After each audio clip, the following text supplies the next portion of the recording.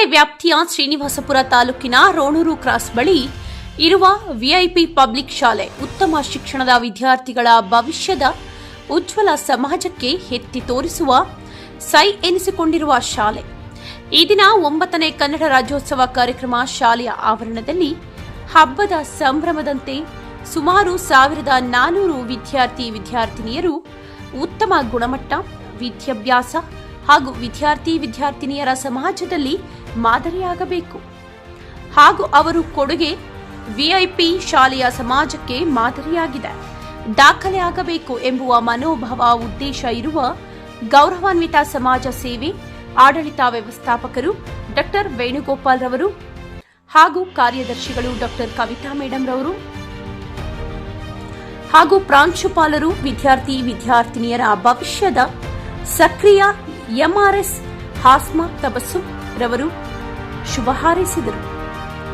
ಹಾಗೂ ಗೌರವಾನ್ವಿತ ಗಣ್ಯರು ಇನ್ಸ್ಪೆಕ್ಟರ್ ಗೌರವನಕೊಳ್ಳ, ತಾಲೂಕು ಶಿಕ್ಷಣಾಧಿಕಾರಿಗಳು ಮುನಿಲಕ್ಷ್ಮಯ್ಯ, ತಾಲೂಕು ಬಿಜೆಪಿ ಅಧ್ಯಕ್ಷರು ರೋಣೂರು ಚಂದ್ರಶೇಖರ್, ಬಿಆರ್ಸಿ ಶ್ರೀನಿವಾಸ್ ರೆಡ್ಡಿ, ಸಿಆರ್ಪಿ ವೇಣುಗೋಪಾಲ್, ನಿವೃತ್ತ ಶಿಕ್ಷಕರು ಶಿವಣ್ಣರವರು ಹಾಗೂ ಶಾಲೆಯ ಸಹ ಶಿಕ್ಷಕರು, ಸಿಬ್ಬಂದಿ ವರ್ಗದವರು, ವಾಹನದ ಚಾಲಕರು, ವಿದ್ಯಾರ್ಥಿನಿಯರು, ಪೋಷಕ ವೃಂದದವರು ಹಾಗೂ ಕನ್ನಡ ರಾಜ್ಯೋತ್ಸವ ಸಾಂಸ್ಕೃತಿಕ ಕಾರ್ಯಕ್ರಮಗಳು ಹಬ್ಬದ ಸಂಭ್ರಮದಂತೆ ಮೆರುಗು ತಂದ ವಿದ್ಯಾರ್ಥಿಗಳು, ತಾಲೂಕು ಸಮಸ್ತ ಜನತೆ ಹಾಗೂ ಈ ಭಾಗದ ಎಲ್ಲ ಗಣ್ಯರು, ಹಿರಿಯರು, ಯುವ ಮುಖಂಡರು, ಜನಸಾಮಾನ್ಯರು ಎಲ್ಲರ ಸಹಕಾರ ಈ ಕಾರ್ಯಕ್ರಮಕ್ಕೆ ಬಂದಿರುವ ಹೃತ್ಪೂರ್ವಕ ಕೃತಜ್ಞತೆಗಳನ್ನು ವ್ಯಕ್ತಪಡಿಸಿದರು. ಈ ಸಂದರ್ಭದಲ್ಲಿ ಆಡಳಿತ ವ್ಯವಸ್ಥಾಪಕರು ಡಾ ವೇಣುಗೋಪಾಲ್ ರವರು ಮಾತನಾಡಿ, ಈ ದಿನ ನಮ್ಮ ಶಾಲೆಯ 9ನೇ ಕನ್ನಡ ರಾಜ್ಯೋತ್ಸವ ಕಾರ್ಯಕ್ರಮಕ್ಕೆ ಬಂದಿರುವ ಎಲ್ಲ ಅಧಿಕಾರಿಗಳಿಗೆ ಹಾಗೂ ಗಣ್ಯರಿಗೂ ಎಲ್ಲರಿಗೂ ನಮಸ್ಕಾರ ತಿಳಿಸುತ್ತಾ, ಸಾಧಕರ ಕೊಡುಗೆ ಕನ್ನಡ ನಾಡಿನ ಅವರ ಮಾಡಿರುವ ಎಲ್ಲ ಕೊಡುಗೆಗಳು ಸ್ಮರಿಸಬೇಕು. ಕನ್ನಡಿಗರ ಕೊಡುಗೆ ಮರೆಯಲು ಸಾಧ್ಯವಿಲ್ಲ. ಕರ್ನಾಟಕದಲ್ಲಿ ಇಡೀ ದೇಶದಲ್ಲಿ ಅತ್ಯಧಿಕ ವೈದ್ಯಕೀಯ ಕಾಲೇಜುಗಳು ಇದೆ.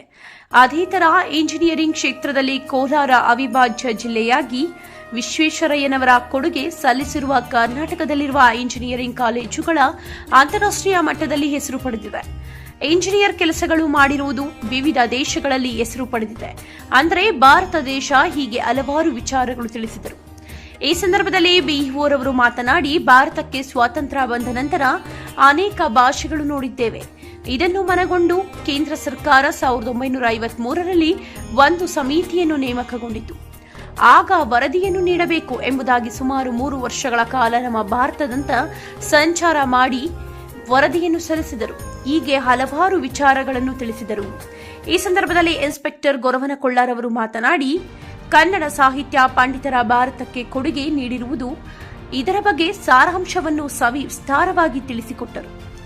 ಭಾರತ ದೇಶದ ಮೊಟ್ಟ ಮೊದಲಿಗೆ ಕನ್ನಡದಲ್ಲಿ ಐಎಎಸ್ ಪದವಿ ಅಧಿಕಾರ ಪಡೆದವರು ಡಾ ಶಿವರಾಮ್ರವರ ನೆನಪು ಮಾಡಿಕೊಳ್ಳಬೇಕು. ಹೀಗೆ ಹಲವಾರು ವಿಚಾರಗಳನ್ನು, ಕನ್ನಡದ ಬಗ್ಗೆ, ಅಭಿಮಾನದ ಬಗ್ಗೆ ಎಲ್ಲ ವಿಚಾರಗಳನ್ನು ವಿದ್ಯಾರ್ಥಿನಿಯರಿಗೆ ಈ ಕಾರ್ಯಕ್ರಮದಲ್ಲಿ ವ್ಯಕ್ತಪಡಿಸಿದರು.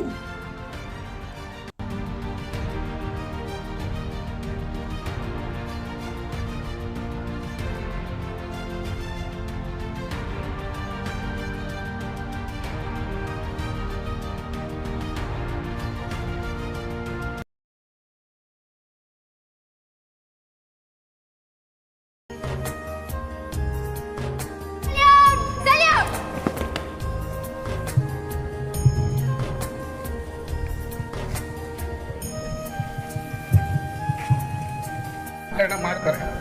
ಅಂದಿನಿಂದ ಇಲ್ಲಿವರೆಗೆ ನಮ್ಮ ಮೈಸೂರು ಪ್ರಾಂತ ಅಂತ ಏನಿತ್ತು, ಅದ ನಂತರ ಕರ್ನಾಟಕ ಅಂತ ಹೇಳಿ ನಾಮಕರಣ ಮಾಡ್ತಾರೆ.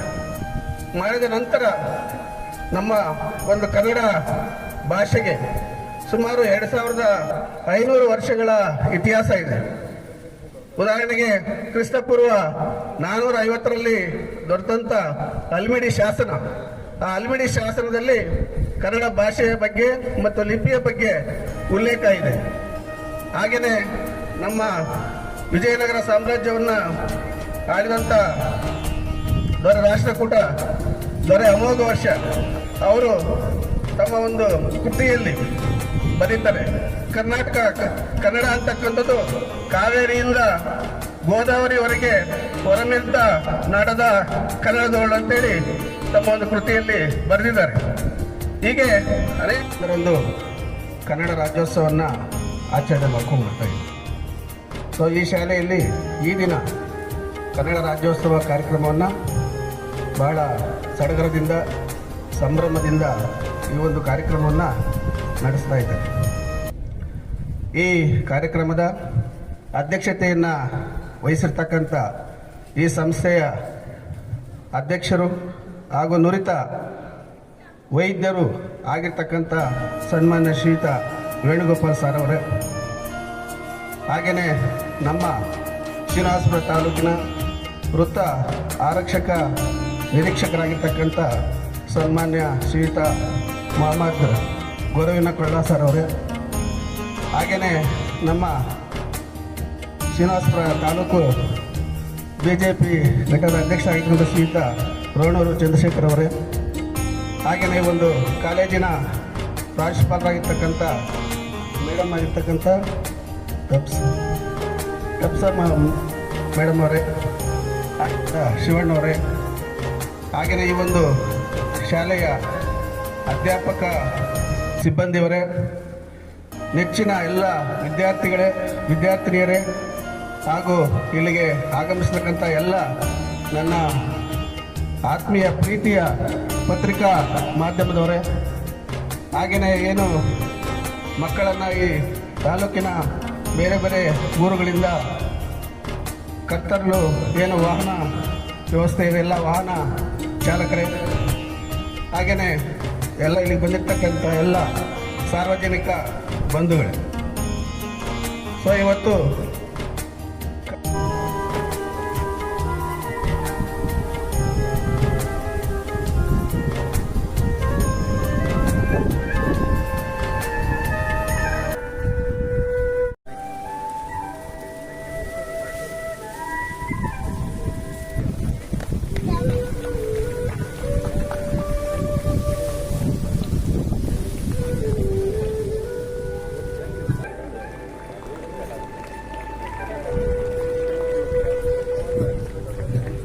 ಎರಡನೆಯ ಸ್ಥಾನ BV ಸಾಯಿ ತನ್ಮಯ.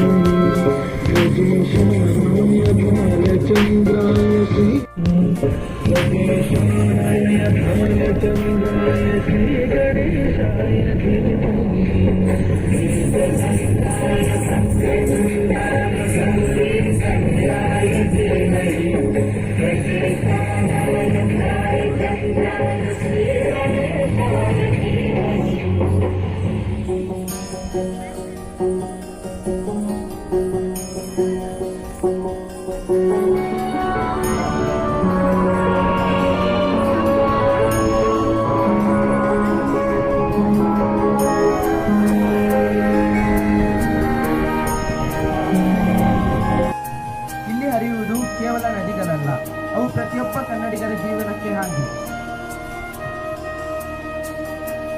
ಹೀಗೆ ಆ ದಾರಿಯ ದಾಳನ್ನು ಹಿಡಿದು ಹೋದಾಗ ನಾವು ಕನ್ನಡದ ಏಳಿಗೆಯನ್ನು ಕಾಣಲು ಸಾಧ್ಯ. ಕನ್ನಡ ರಾಜ್ಯೋತ್ಸವ ಎಲ್ಲ ಕನ್ನಡಿಗರಿಗೆ ಒಂದು ದೊಡ್ಡ ಹಬ್ಬವಾಗಿದೆ. ಈ ಹಬ್ಬದಲ್ಲಿ ಪಾಲ್ಗೊಂಡಿರುವ ತಮ್ಮೆಲ್ಲರಿಗೂ 69ನೇ ಕನ್ನಡ ರಾಜ್ಯೋತ್ಸವದ ಶುಭಾಶಯ.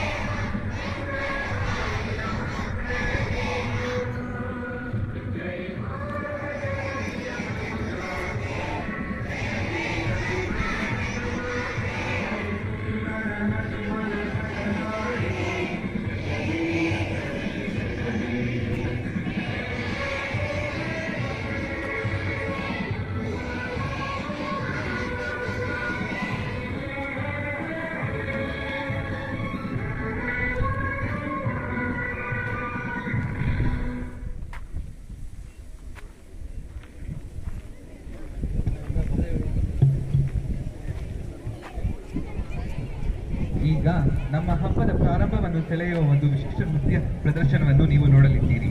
ಈ ನೃತ್ಯವನ್ನು ಕರ್ನಾಟಕದ ಸಂಪ್ರದಾಯ, ಪರಂಪರೆ ಹಾಗೂ ಸಾಂಸ್ಕೃತಿಕ ಘನತೆಯನ್ನು ಹಾರೈಸಿ ಬಹು ಅದ್ದೂರಿಯಿಂದ ಪ್ರದರ್ಶಿಸಲು ನಮ್ಮ ಕಲಾವಿದರು ಸಜ್ಜಾಗಿದ್ದಾರೆ.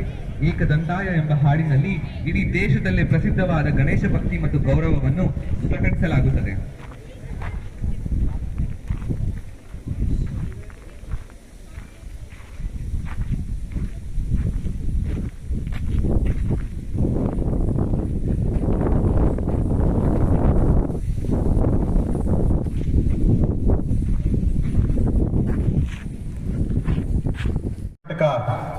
ಯಾವ ಥರ ಉದಯ ಆಯಿತು ಅದರ ಬಗ್ಗೆ ಸಂಪೂರ್ಣ ಮಾಹಿತಿಯನ್ನು ಕೊಟ್ಟಿರ್ತಕ್ಕಂಥ ನಮ್ಮ ಆತ್ಮೀಯರು, ಮಾರ್ಗದರ್ಶಕರು ಹಾಗೂ ಶ್ರೀನಿವಾಸಪುರದ BU ಆಗಿರ್ತಕ್ಕಂಥ ಶ್ರೀ ಮುನಿಕೃಷ್ಣರವರೇ, ಮುನಿಲಕ್ಷ್ಮಯ್ಯರವರೇ, ವೇದಿಕೆ ಮೇಲೆ ಉಪಸ್ಥಿತಿ ಇರ್ತಕ್ಕಂಥ ನಮ್ಮ ಶ್ರೀನಿವಾಸಪುರದ ECO ಆಗಿರ್ತಕ್ಕಂಥ ಶ್ರೀನಿವಾಸರವರೇ, ಶಿಕ್ಷಣ ಇಲಾಖೆಯ ವೆಂಕಟಸ್ವಾಮಿರವರೇ, ಶಿವಣ್ಣನವರೇ, ಹಾಗೂ ನಮ್ಮ ಶಾಲೆಯ ಪ್ರಾಂಶುಪಾಲರಾಗಿರ್ತಕ್ಕಂಥ ಶ್ರೀಮತಿ ಅಸ್ಮಾತ್ ಅಬ್ಸುಮ್ರವರೇ, ಹಾಗೂ ನನ್ನ ಆತ್ಮೀಯರು ಹಾಗೂ ಸಮಾಜ ಸೇವಕರು ಆಗಿರ್ತಕ್ಕಂಥ ಶ್ರೀ ನೋಣೂರು ಚಂದ್ರಶೇಖರ್ ಅವರೇ, ನಮ್ಮ ಶಾಲೆಯ ವಿದ್ಯಾರ್ಥಿನಿಯರೇ ಹಾಗೂ ಬೋಧಕೇತರ ಸಿಬ್ಬಂದಿರವರೇ, ಪತ್ರಿಕಾ ಮಾಧ್ಯಮ ಮಿತ್ರರೇ, ಕನ್ನಡ ರಾಜ್ಯೋತ್ಸವದ ಮಹತ್ವ ಬಗ್ಗೆ ತಮಗೆಲ್ಲ ಸಂಪೂರ್ಣ ಮಾಹಿತಿಯನ್ನು ಕೊಟ್ಟಿದ್ದಾರೆ. ನಾನು ಮತ್ತೆ ಅದನ್ನೇ ಹೇಳೋದಿಕ್ಕೆ ಹೋಗಲ್ಲ. ಈಗಾಗಲೇ ಬಿಸಿಲು ಜಾಸ್ತಿ ಆಗ್ತಾ ಇದೆ, ವಿದ್ಯಾರ್ಥಿನಿಯರೆಲ್ಲ ಬಿಸಿಲಲ್ಲಿ ಕೂತಿದ್ದಾರೆ. ಆದರೆ ನಾನು ನಮ್ಮ ಕರ್ನಾಟಕ ಸಾಧಕರ ಕೊಡುಗೆ, ವಿಶೇಷವಾಗಿ ಇವತ್ತು ನಮ್ಮ ಕನ್ನಡ ನಾಡಿನ ನೆಲ, ಜಲ ಮತ್ತು ನುಡಿ ಬಗ್ಗೆ ಇರ್ತಕ್ಕಂಥ ಸಮಸ್ಯೆಗಳ ಬಗ್ಗೆ ಒಂದೆರಡು ಮಾತು ಹೇಳಿ ನನ್ನ ಭಾಷಣವನ್ನು ಮುಗಿಸ್ತಾ ಇದ್ದೀನಿ. ನಮ್ಮ ಕರ್ನಾಟಕ ರಾಜ್ಯದಲ್ಲಿ ಯಾವುದೇ ಒಂದು ಕ್ಷೇತ್ರ ತಗೊಳ್ಳಿ, ಪ್ರತಿಯೊಂದು ಕ್ಷೇತ್ರದಲ್ಲೂ ನಮ್ಮ ಕನ್ನಡಿಗರು ಮುನ್ನಡಿಯಲ್ಲಿ ನಮ್ಮ ದೇಶದ ಸೇವೆ ಸಲ್ಲಿಸಿದ್ದಾರೆ. ವಿಶೇಷವಾಗಿ ಹೇಳಬೇಕು ಅಂದರೆ, ಈಗಾಗಲೇ ನಮ್ಮ ಸರ್ಕಲ್ ಇನ್ಸ್ಪೆಕ್ಟ್ರು ಸಾಹಿತ್ಯ ಲೋಕದಲ್ಲಿ ನಮ್ಮ ಕನ್ನಡಿಗರು ಕೊಟ್ಟಿರ್ತಕ್ಕಂಥ ಕೊಡುಗೆ ಬಗ್ಗೆ ತಮಗೆಲ್ಲ ತಿಳಿಸಿದ್ದಾರೆ. ಕನ್ನಡಿಗರಿಗೆ ಈಗಾಗಲೇ 8 ಜನಕ್ಕೆ ಈ ಒಂದು ಜ್ಞಾನಪೀಠ ಪ್ರಶಸ್ತಿ ಸಿಕ್ಕಿದೆ. ಬಹುಶಃ ನಮ್ಮ ರಾಷ್ಟ್ರ ಭಾಷೆಯಾದ ಹಿಂದಿ ಬಿಟ್ಟರೆ ಬೇರೆ ಯಾವುದೇ ಭಾಷೆಯಲ್ಲೂ ಸಹಿತ ಇಷ್ಟು ದೊಡ್ಡ ಸಂಖ್ಯೆಯಲ್ಲಿ ಜ್ಞಾನಪೀಠ ಪ್ರಶಸ್ತಿ ಸಿಕ್ಕಿಲ್ಲ. ಅದು ನಮ್ಮ ಕುವೆಂಪುರವರು ಇರ್ಬೋದು, ದಾರಾ ಬೇಂದ್ರೆಯವರು ಇರ್ಬೋದು, ನಮ್ಮ ಕೋಲಾರ ಜಿಲ್ಲೆಯವರೇ ಆಗಿರ್ತಕ್ಕಂಥ ಮಾಸ್ತಿ ವೆಂಕಟೇಶ್ ಅಯ್ಯಂಗಾರ್ ಇರ್ಬೋದು, ನಿಸಾರ್ ಅಹಮದ್ರವ್ರು ಇರ್ಬೋದು, ಗೋಕಾಕ್ರವ್ರು ಇರ್ಬೋದು, ಅನಂತಮೂರ್ತಿ ಅನಂತಮೂರ್ತಿರವ್ರು ಇರ್ಬೋದು, ಚಂದ್ರಶೇಖರ್ ಕಂಬಾರ್ರವ್ರು ಇರ್ಬೋದು. 8 ಮಂದಿ ನಮ್ಮ ಕನ್ನಡಿಗರಿಗೆ ಅವರು ಕೊಟ್ಟಿರ್ತಕ್ಕಂಥ ಒಂದು ಸೇವೆಗೆ ಸಾಹಿತ್ಯ ಲೋಕದಲ್ಲಿ ವಿಶೇಷವಾದ ಸ್ಥಾನಮಾನ ಸಿಕ್ಕಿದೆ. ಅಂತ ಭವ್ಯ ಭಾಷೆ ನಮ್ಮ ಕನ್ನಡ ಭಾಷೆ. ಅದೇ ಥರ ಇವತ್ತು ಆರೋಗ್ಯ ಕ್ಷೇತ್ರದಲ್ಲಿ ನಮ್ಮ ಕನ್ನಡಿಗರ ಸಾಧನೆ ಇಡೀ ದೇಶದಲ್ಲೇ ಅಲ್ಲ, ಇಡೀ ಅಂತಾರಾಷ್ಟ್ರೀಯ ಮಟ್ಟದಲ್ಲಿ ಇವತ್ತು ಪ್ರಖ್ಯಾತಿಯಾಗಿದೆ.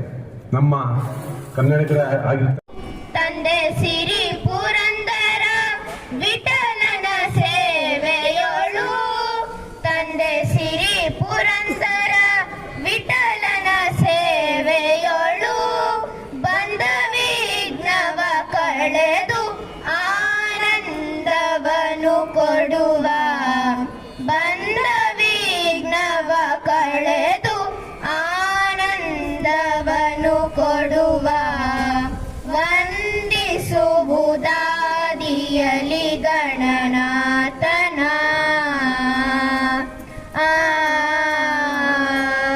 ಉತ್ಪಾದನೆ ಆಗ್ತಕ್ಕಂಥ ವಸ್ತುಗಳು ಅಲ್ಲಿ ದೇಶದ ರಫ್ತಿನಲ್ಲಿ ಸುಮಾರು 20% ನಮ್ಮ ಕರ್ನಾಟಕದಿಂದ, ವಿಶೇಷವಾಗಿ ಬೆಂಗಳೂರಿಂದ ರಫ್ತಾಗ್ತಾ ಇದೆ.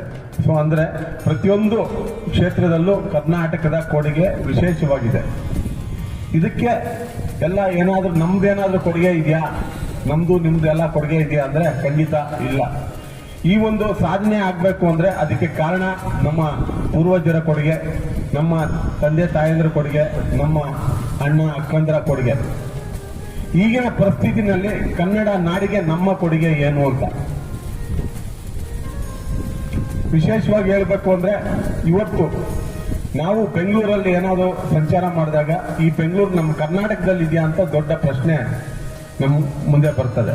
ಯಾಕೆ ಅಂದರೆ ಇವತ್ತು ಒಂದು ಗ್ಲೋಬಲ್ ಲೆವೆಲ್ ಕಾಂಪಿಟೇಷನ್ನು, ಆ ಒಂದು ಕಾಂಪಿಟೇಷನಲ್ಲಿ ವಿಶ್ವದ ಪ್ರತಿ ಮೂಲೆಯಿಂದ ಬೆಂಗಳೂರಿಗೆ ಬಂದು ಅವರವರ ಒಂದು ಸೇವೆಯನ್ನು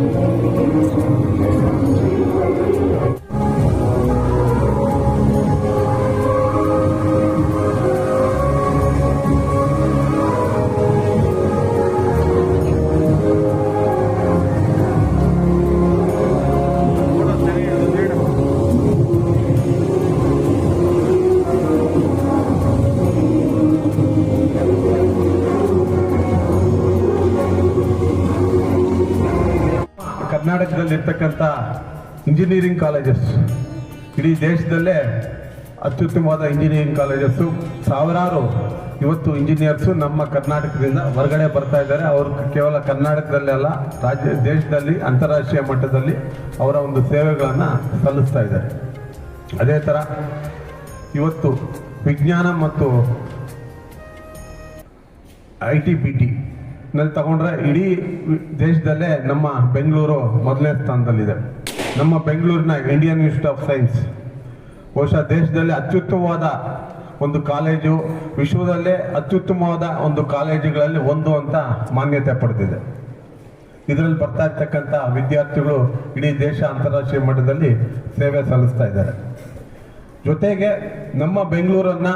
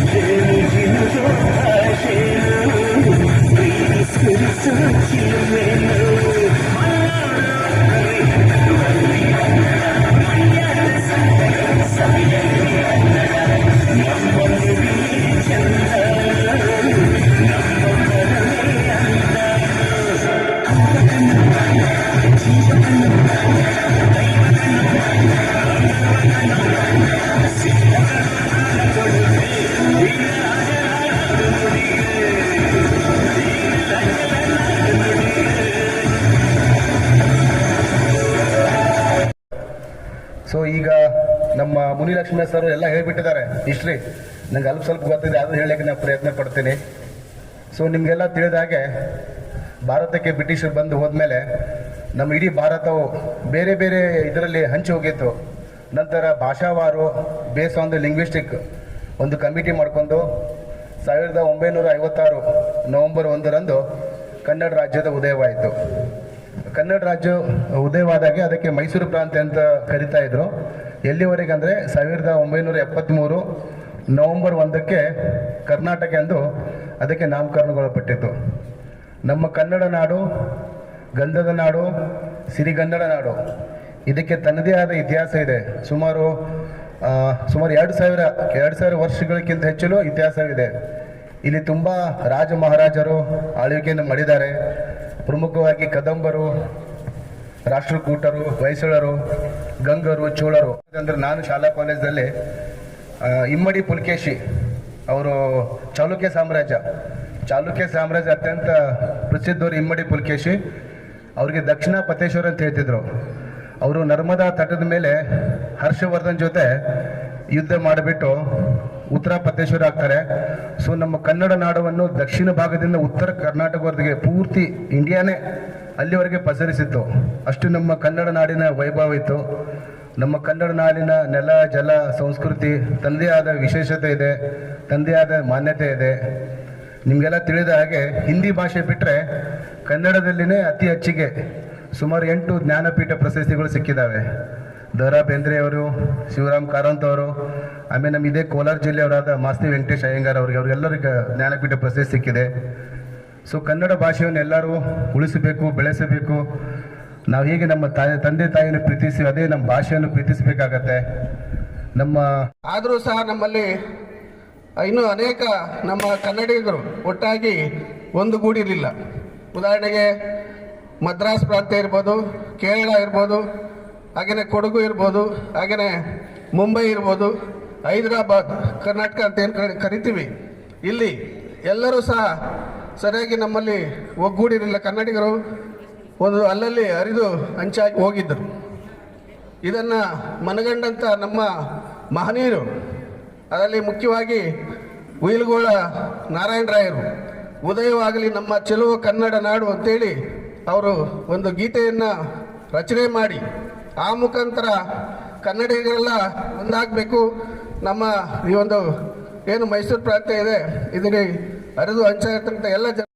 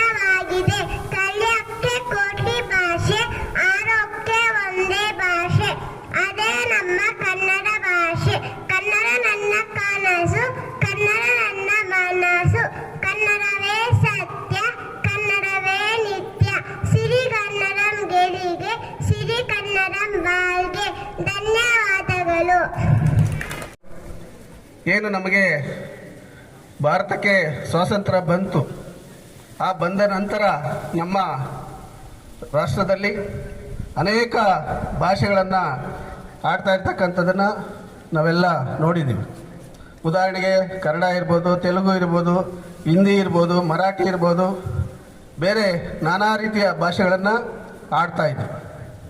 ಇದನ್ನು ಮನಗಂಡಂಥ ನಮ್ಮ ಕೇಂದ್ರ ಸರ್ಕಾರ 1953ರಲ್ಲಿ ಒಂದು ಸಮಿತಿಯನ್ನು ನೇಮಕ ಮಾಡ್ತದೆ. ಏನಂತಂದರೆ ಈ ಕನ್ನಡ ಮಾತನಾಡ್ತಕ್ಕಂಥವ್ರು ಎಲ್ಲಿ ಕನ್ನಡ ಮಾತನಾಡ್ತಾರೆ, ತೆಲುಗು ಯಾವ ಕಡೆ ಮಾತನಾಡ್ತಾರೆ, ತಮಿಳು ಯಾವ ಕಡೆ ಮಾತನಾಡ್ತಾರೆ, ಹಿಂದಿ ಯಾವ ಕಡೆ ಮಾತನಾಡ್ತಾರೆ, ಹೀಗೆ ಅನೇಕ ಭಾಷೆಗಳನ್ನು ಮಾತನಾಡ್ತಕ್ಕಂಥದ್ದನ್ನು ಅದನ್ನು ವರದಿ ಕೊಡಬೇಕು ಅಂತೇಳಿ ಕೇಂದ್ರ ಸರ್ಕಾರ ಒಂದು ಸಮಿತಿಯನ್ನು ನೇಮಕ ಮಾಡಿ 1953ರಲ್ಲಿ ನೇಮಕ ಮಾಡ್ತಾರೆ. ಸುಮಾರು 3 ವರ್ಷಗಳ ಕಾಲ ನಮ್ಮ ಭಾರತದಾದ್ಯಂತ ಸಮಿತಿ ಸಂಚಾರ ಮಾಡಿ ಭಾಷೆ ಒಂದು ಎಲ್ಲೆಲ್ಲಿ ಭಾಷೆ ಆಡ್ತಾರ ಭಾಷೆಗಳ ಒಂದು ವರದಿಯನ್ನು ಕೇಂದ್ರ ಸರ್ಕಾರಕ್ಕೆ ಸಲ್ಲಿಸ್ತಾರೆ.